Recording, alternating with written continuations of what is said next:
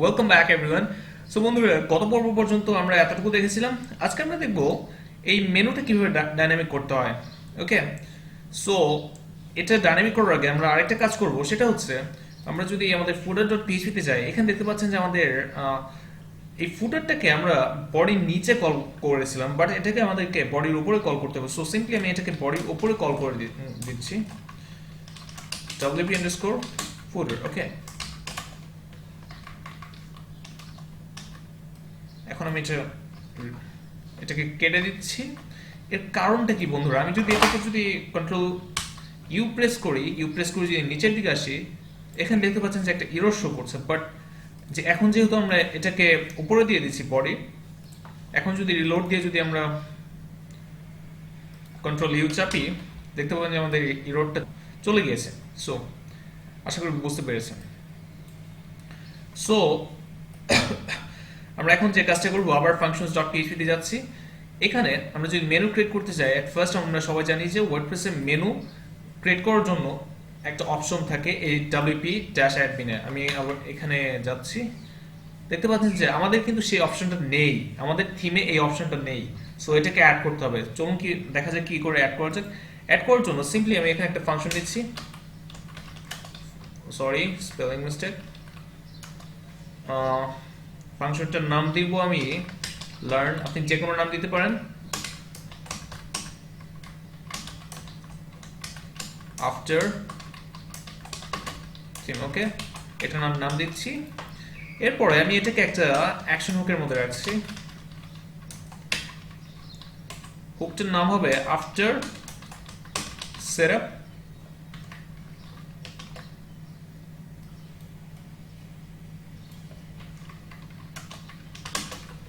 Setup theme. Sorry, এটা হবে এখানে। আর এখানে আমাদের ফাংশনটাকে দিয়ে দিতে হবে যেটা আমরা ক্রিয়েট করেছি, কাস্টম ফাংশন।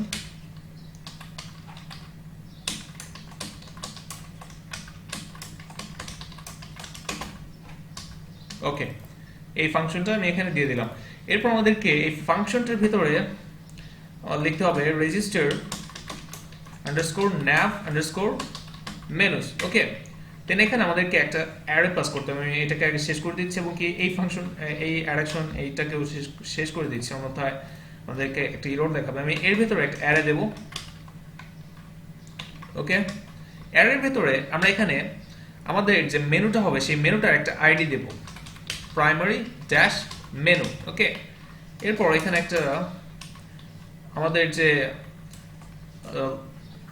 লেভেলটা হবে সেটা দিতে হবে। আমি এখানে লেভেলটা দিচ্ছি প্রাইমারি মেনু। ওকে, দিয়ে আমি যদি এখন রিলোড করি, সিম্পলি এই অ্যাপিয়ারেন্স রেন্ডারে দেখতে পাবেন যে আমাদের মেনুর যে অপশনটা সেটা চলে এসেছে। এখন যদি আমি এখানে ক্লিক করি, আপনারা দেখতে পাবেন যে এখানে কোনো মেনু ক্রিয়েট করা নেই। সো চলুন একটা মেনু ক্রিয়েট করি। আমি এখানে মেনুর নাম দিচ্ছি primary menu and then create. এরপর দেখতে পাচ্ছেন যে আমাদের এই যে ডিসপ্লে লোকেশনে এখানে দেখা যাচ্ছে যে প্রাইমারি মেনু সিলেক্ট করার অপশন রয়েছে। এইটা আসলে এই যে এই লেভেলটার কথা আমি বলছিলাম। এখানে যদি আমি লিখে দিই মেইন মেনু, দেখবেন যে এটা চেঞ্জ হয়ে গেছে। ওকে, দেখতে পাচ্ছেন যে চেঞ্জ হয়ে গেছে, বাট আমি এটাকে প্রাইমারি মেনু রাখছি। আপনাদের যে কোনো নাম আপনারা চাইলে দিতে পারবেন। ওকে, এরপর এটাকে রিলোড করছি আবার।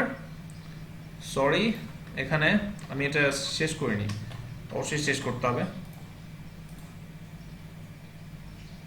এরপর দেখতে পাচ্ছেন যে এই মেনুটার মধ্যে আমাদের দুটো আইটেম দেওয়া রয়েছে, একটা হচ্ছে হোম এবং কি স্যাম্পল পেজ। আমি এটাকে লোকেশনটা এখানে সেট করে দিচ্ছি এই মেনুটার, দেন সেভ করে দিচ্ছি। সেভ করে দেওয়ার পরও যদি আমি এখানে রিলোড দিই, দেখতে পাবেন যে আমাদের এখানে কিন্তু এই মেনুটা আসেনি। এর কারণ হচ্ছে আমাদেরকে wp nav মেনু নামে আরেকটা ফাংশন দিয়ে আমাদেরকে বলে দিতে হবে যে এই মেনুটা কোথায় শো করবে।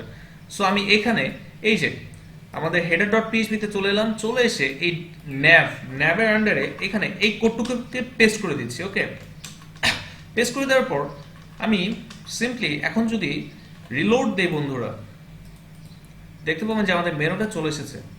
ওকে, দেখতে পাচ্ছেন আমাদের মেনুটা কিন্তু চলে এসেছে এবং কি উপরে এটাও কিন্তু রয়েছে। আমি এটাকে কেটে দেব, এই যে ন্যাভ থেকে ন্যাবে পুরোটাই কেটে দেব। কেটে দেওয়ার আগে আমরা একটু বুঝে নিই যে আমরা এখানে কি কপি পেস্ট করে নিয়ে বসালাম।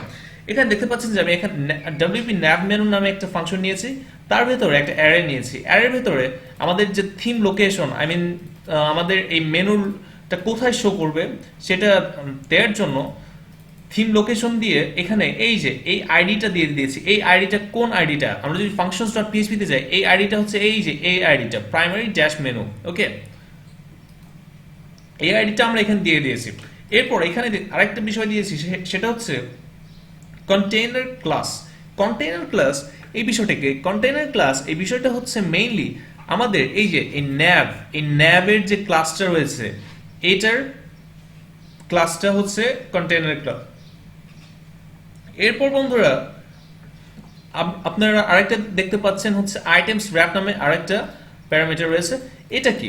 এটা হচ্ছে মেইনলি আমাদের যে ইউএল এর যে ক্লাসটা, আই মিন ইউএল এর যে মার্কআপটা, সেই মার্কআপটা আমি এখানে এনে পেস্ট করে দিয়েছি ইউএল এর আগে এবং কি ইউএল এর পরে। ওকে, আই মিন ইউএল এর শুরু এবং কি শেষ, এবং কি তার মাঝখানে এখানে %3 এই স্ট্রিংটা লিখে দিয়েছি। ওকে, এইভাবে মেইনলি একটা মেনুকে ওয়ার্ডপ্রেসে ডাইনামিক করতে হয়।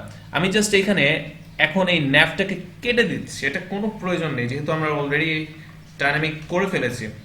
এখন যদি রিলোড দেই, দেখতে পাচ্ছেন যে আমাদের কিন্তু মেনুটা ডাইনামিক হয়ে গেছে। এখন যদি চাই আমরা এখানে আরো অনেক অনেক আইটেম অ্যাড করব, অ্যাড কিন্তু করতে পারবো। সিম্পলি অ্যাড, আমি যদি এখানে কাস্টম লিঙ্কে যে অ্যাড করতে চাই, ধরুন এখানে করলাম about us, ওকে। এরপর আমি সেভ দিই। অবশ্যই এখন রিলোড দিলে দেখতে পাবেন যে ওটা এখানে চলে এসেছে। ওকে, সো বন্ধুরা আরেকটা কথা বলে রাখা হলো, এই ডাব্লিউপি ন্যাভ মেনুর এই অ্যারেটার ভিতরে কিন্তু অনেক অনেক প্যারামিটার হয়, বাট আমরা এখন আপাতত এই তিনটা দেখলাম। ইন ফিউচার যখন যেরকম ভাবে প্রয়োজন হবে আমরা তখন সেরকম ভাবে দেখব। ওকে, সো বন্ধুরা আশা করি বুঝতে পেরেছেন যে এখানে মেনুটা কিভাবে আমরা ডাইনামিক করলাম। ধরুন আমাদের ওয়েবসাইটে আরো একটা মেনু রয়েছে, সেই ক্ষেত্রে আমরা কি করব? এখানে তো আমরা মাত্র একটা মেনু রেজিস্ট্রেশন করে দেখলাম। সেই ক্ষেত্রে আমরা সিম্পলি আমাদের ফাংশনস ডট পিএইচপি তে গিয়ে এখানে এই যে এই অ্যারের ভিতরে এই লাইনটাকে ডুপ্লিকেট করে দিব। ডুপ্লিকেট করে আমাদের এই মেনুটার লেভেলটা দেব, আই মিন অ্যাডমিন প্যানেল যেটা দেখাবে, ধরুন এটা ফুটারে থাকবে, ফুটার মেনু। ওকে, এরপর আমি সিম্পলি এই আইডিটাকেও চেঞ্জ করে দিতে হবে। আমি এটাকে চেঞ্জ করে দিচ্ছি, আইডিটার নাম দিচ্ছি ফুটার মেনু। ওকে, এরপর আমি এই আইডিটাকে কপি করে নিচ্ছি। কপি করে নিয়ে আমি যেখানে এটা শো করতে চাচ্ছি ঠিক সেখানে যাব। আমাদের HTML মার্কআপ ধরুন আমি এখানে শো করতে চাচ্ছি। এখানে শো করার জন্য আমি সিম্পলি এখানে একটা পিএইচপি আমি এখান থেকে কপি করে এনেছি এই বিষয়টাকে, কপি করে এনে দেন আমি ফুটারে এখানে পেস্ট করে দিলাম। ওকে, এরপর আমি এখানে ফুটার মেনুর এই আইডিটাকে দিয়ে দিলাম। ওকে, আর স্টাইল যেমন রয়েছে এমনই থাক, আমি আর চেঞ্জ করছি না। এরপর এখানে যদি আমি রিলোড দেই, সরি দেখতে পাচ্ছেন যে আমাদেরকে এরর শো করছে। এর রিজনটা কি একটু দেখে আসি। ফুটার মেনু, ওকে, আমরা যদি ফাংশনস ডট পিএইচপি তে যাই, এখানে দেখতে পাবেন যে আমি এখানে কমা দেইনি, সো কমা দিতে হবে অবশ্যই। এরপর যদি রিলোড করি, দেখতে পাচ্ছেন যে আমাদের ফুটার মেনু নামে আরেকটা লোকেশন চলে এসেছে। ওকে, সো আমরা এখন এখানে আরেকটা মেনু ক্রিয়েট করি, ক্রিয়েট এ নিউ মেনুতে ক্লিক করে এন্ড দেন এখানে সিম্পলি নাম দিই ফুটার মেনু। ওকে, যে কোনো নাম দিতে পারেন আপনি চাইলে, ফুটার মেনু। ওকে, দেন ক্রিয়েট। এরপর আমি সিম্পলি এখান থেকে কাস্টম লিঙ্কস থেকে আমি কিছু আইটেম অ্যাড করে দিচ্ছি, আইটেম 1। ওকে, জাস্ট আপনাদেরকে দেখানোর জন্য। এরপর আমি এটাকে এই যে ফুটার মেনু নামে এই ডিসপ্লে লোকেশনে সেট করে দিচ্ছি, সেভ করছি। ওকে, এখন আমি এটা রিলোড দিচ্ছি। দেখতে পাচ্ছেন যে আমাদের এই যে এখানে কিন্তু মেনুটা চলে এসেছে। ওকে, আমি যদি আরো আইটেম অ্যাড করতে চাই সিম্পলি দেখতে পাবেন, অ্যাড করে আমি সেভ করে দিলাম।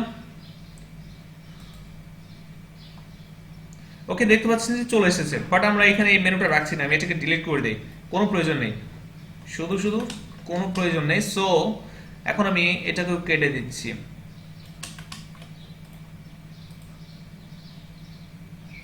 সো আমাদের মেনুটাও ডাইনামিক হয়ে গেছে, আমি এরকমই রাখছি এগুলো।